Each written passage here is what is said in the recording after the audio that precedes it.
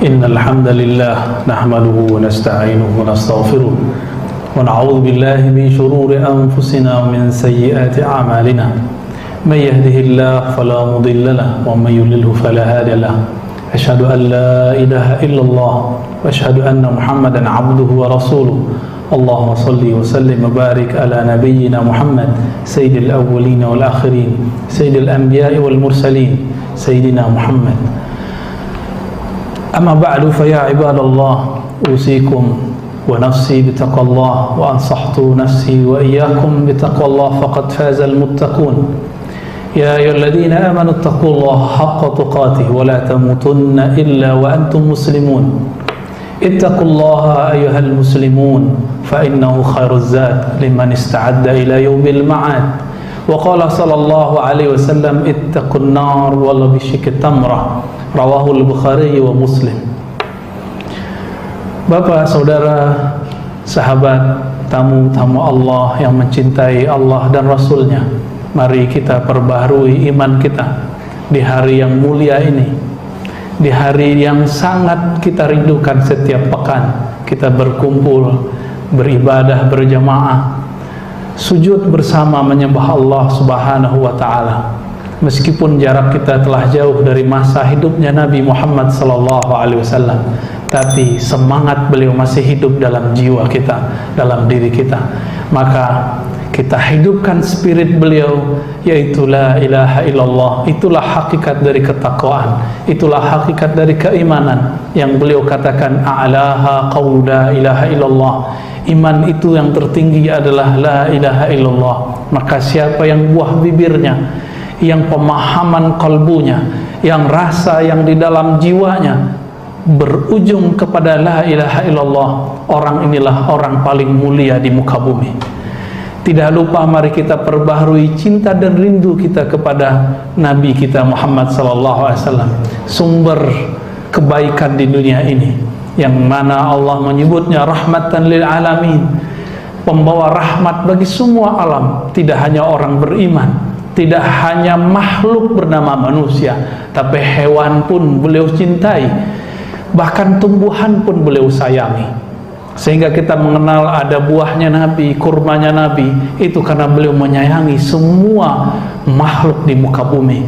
Maka siapa yang ingin mewarisi kalbunya, maka letakkanlah dalam kalbunya rahmah, kasih sayang kepada sesama, apalagi kepada sesama yang percaya kepada Allah Subhanahu wa ta'ala. Bapak, saudara, jemaah Jumat yang mulakan Allah, kita masih dalam suasana Rajab.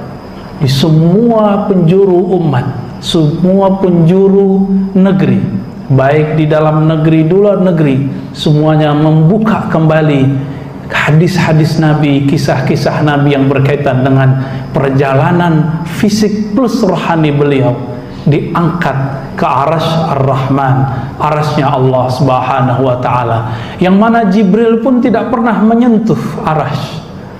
Nabi Ibrahim pun tidak pernah. Siapa yang Allah izinkan? Nabi Muhammad sallallahu alaihi wasallam. Oleh karena itu ketika disebut ar-Rahman 'alal 'arsy istawa, Allah yang maha rahman, maha pengasih, maha cinta, bersemayam di atas arasy. Maka ketika dikatakan Nabi Muhammad dimi'rajkan ke arasnya, itulah ibadah tertinggi Rasulullah sallallahu alaihi wasallam. Jika ibadah puncak kita secara fisik di tanah haram, Baitullah Al-Haram Al-Makki, yang kita hari ini merindukannya, tapi karena pandemi kita tidak sanggup ke sana. Bukan berarti Allah bertempat di Mekah sana, tapi orang yang beribadah di sana, dia akan merasakan kedekatan Rabb Allah pencipta yang memuliakan Ka'bah tersebut. Begitu juga persoalan Mi'raj.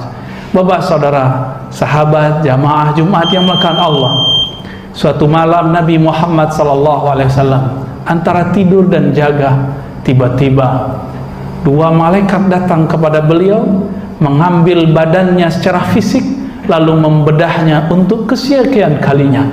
Ternyata Nabi dibedah dalam hadis minimal 2 kali, dan diperjalankan menurut ahli hadis Imam Ibnu Hajar sebanyak 5 kali. Inilah perjalanan yang paling jelas yang paling disebutkan kata wah, subhanalladzi asra bi'abdihi laila. Kata subhana dalam bahasa Arab itu tidak hanya berarti maha suci. Maha suci itu terjemah, naklul makna, penerjemahan secara harfiah.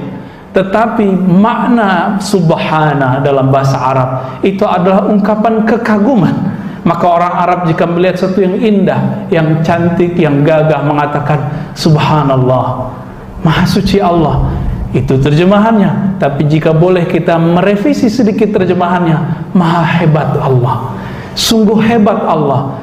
Maka tidak ada lagi perdebatan di situ, pakai roh, pakai badan, semuanya, bahkan sendalnya pun ikut terbang bersama beliau, baru namanya subhana. Jika hanya mimpi belaka, hanya ruhaniyah yang naik, maka tidak perlu digunakan kata subhana, maha suci. Bapak saudara jemaah Jumat dimuliakan Allah, Nabi Muhammad SAW dibersihkan dulu dadanya, dan dikatakan di situ, lalu dituangkan ke dalam dadaku air iman dan hikmah. Inilah kemudian menjadi imunnya Rasulullah, kekuatan batinnya Rasulullah untuk mengharungi perjalanan rohani yang panjang. Dan di kalimat itu dikatakan kata kunci, asra. Dialah yang memperjalankan, bukanlah seorang Muhammad yang berjalan, tapi dia yang diperjalankan. Orang Arab kalau menyebut kalimat asra langsung faham bahwa perjalanan itu pasti malam hari. Dan dipertegas di belakang, laila. Laila beda dengan al-lail. Kata al-lail bisa berarti semua malam, tapi jika dikatakan laila berarti separohnya, setengahnya, 2/3-nya. Wallahu ta'ala a'lam, hanya Allah yang tahu hakikatnya. Tapi ada kata kunci yang paling penting, bi'abdihi. Orang Arab jika menyebutkan ba untuk sebuah objek, maka ini penegasan bahwa ini benar-benar serius, benar-benar hamba, bi'abdihi, terhadap hambanya. Dan yang diperjalankan itu cuma hamba. Sang hamba tiada kesombongan dalam dirinya, tiada kebencian dalam jiwanya, di dalam dirinya penuh cinta. Itulah rahmatan lil alamin.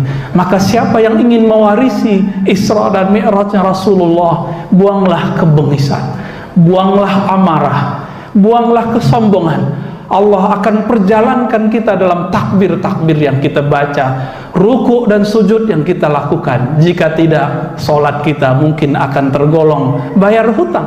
Fawailul lil musallin. Maka Allah mengatakan, menyindir kita, celaka bagi orang yang merasa solat sedangkan jiwanya melayang kemana-mana. Bapak saudara makan Allah, jemaah Jumat yang dimuliakan Allah. Kemudian Nabi Muhammad SAW diberikan satu kendaraan yang bernama buraq. Buraq ini bahasa Arab, satu akar kata dengan kata barq, yang berarti kendaraan yang kecepatannya seperti kilat. Dan kita coba lihat, jika ada petir halilintar, suaranya datang belakangan, tapi cahayanya sampai lebih dulu. Kenapa? Kecepatan cahaya itulah lebih kurang. Ketika beliau diangkat, apa kata beliau? Sejauh mata memandang, kita tidak tahu mata siapa yang dimaksud beliau. Apakah matanya Buraq, atau matanya Jibril, atau matanya Nabi Muhammad SAW. Sampai di sanalah berhentinya Buraq. Dan di dalam perjalanan itu belum melihat Nabiullah Musa yusalli fi qabri. Beliau masih sholat di kuburnya. Bayangkan, nabi-nabi masih sholat di kuburnya. Untuk apa sholat itu? Tentu tidak cari pahala, karena di kubur sudah tidak ada beban. Maka sholatnya para wali, para nabi di kuburnya untuk taqarrub ilallah, supaya mendapatkan derajat yang lebih tinggi lagi. Dan yang paling ajaib, Bapak saudara makan Allah, ketika Nabi memarkir buraqnya, memasuki Masjidil Aqsa, masjid yang disebut masjid jauh. Aqsa berarti abad, jauh dibandingkan orang Mekah ke Mekah, orang Mekah ke Al-Baitul Haram. Akhirnya ketika Nabi masuk, Di sana ada 124.000 nabi. Semuanya ingin menjadi makmum Rasulullah Sallallahu Alaihi Wasallam. Karena itulah kesempurnaan para nabi-nabi terdahulu. Mereka sempurna jika bermakmum kepada Nabi Muhammad Sallallahu Alaihi Wasallam. Cerita ini sangat panjang, tapi lebih kurang kami ingin mengambil 2 pelajaran saja dalam hadis ini. Hadis Sahih Bukhari, Muslim, Abu Daud, Tirmizi, dan hampir semua imam kita meriwayatkannya. Yang pertama, jika sholat ini ingin menjadi warisan Isra dan Mi'rajnya Nabi, maka bersihkan kolbu, jangan hanya membersihkan pakaian. Buang kesombongan, kebencian cuma karena perbedaan faham atau perbedaan strata. Yang kedua, lihatlah riwayat tadi. Nabi Muhammad masih melihat arwah-arwah para nabi, dan mereka masih ingin disempurnakan. Dan yang ajaib apa? Yang sudah wafat itu bermakmum kepada seorang imam yang masih hidup secara fisik. Maka pada hakikatnya Bapak Saudara makan Allah, kematian itu hanya perpindahan alam. Tubuh pulang ke tanah, tapi rohnya Allah yang ditiupkan kepada nabi-nabi tersebut masih hidup, bahkan lebih leluasa. Sebentar-sebentar pindah kemana. Nanti yang sholat di bawah itu ketemu di langit pertama, yang ikut sholat di bawah itu ikut di langit kedua sampai ke langit ketujuh. Ini bukti terkuat, dalil dan hujjah paling jelas bahwa ruh para nabi, ruhnya orang-orang suci tidak pernah mati di sisi Allah. Bal ahya'un inda rabbihim yurzakun. Itulah statement dari Allah, mereka masih hidup di sisi Allah. Maka bersalawatlah kepada mereka, sampaikan salam kepada mereka, mereka pasti menjawabnya. Nas'alullah yubarika lana fi hayatina wa mamatina, wa nas'alullaha ayyutimma taqsirana wa yastura awratina wa yataqabbala minna salawatina wa tilawatina, wa nas'alullaha ayyadfa'anna kulla syarrin ma'alimna wa ma'alam na'lam, wa nastaghfirullaha wa natubu ilayhi wa tubu ayyuhal muslimun innahu kana ghaffara.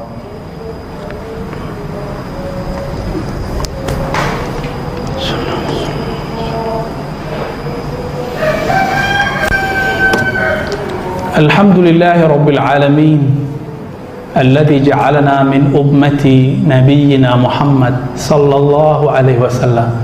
Ashhadu an la ilaha illallah ilahul ma'budin, ilahul alihah, rabbul alamin. Amma ba'du fa ya ibadallah, ansahtu nafsi wa iyyakum bitaqwallah faqad fazal muttaqun. وأن تجددوا إيمانكم بالكلمة الطيبة ألا وهي قول لا إله إلا الله. وأنصحت نفسي وإياكم بأن تكثروا من الصلاة والسلام إلى نبينا محمد صلى الله عليه وسلم. إن الله وملائكته يصلون على النبي يا أيها الذين آمنوا صلوا عليه وسلموا تسليما. اللهم صل على سيدنا محمد وعلى آل سيدنا محمد كما صليت على سيدنا إبراهيم وعلى آل سيدنا إبراهيم, وبارك على سيدنا محمد وعلى آل سيدنا محمد كما باركت على سيدنا إبراهيم وعلى آل سيدنا إبراهيم في العالمين إنك حميد مجيد. الدعاء اللهم اغفر للمؤمنين والمؤمنات والمسلمين والمسلمات الأحياء منهم والأموات, وتابع بيننا وبينهم بالخيرات. ربي اغفر وارحم وأنت خير الراحمين. يا مقلب القلوب ثبت قلوبنا على دينك وطاعتك, وارزقنا يا ربنا معرفتك حق معرفتك, وجعلنا ممن يعبدك كأنك نراك, فإن لم نكن نراك فإنا نشعر برؤيتك ومراقبتك. اللهم انزع من قلوبنا كل شرك وكل رياء وكبر وعجب وحسد وحقد.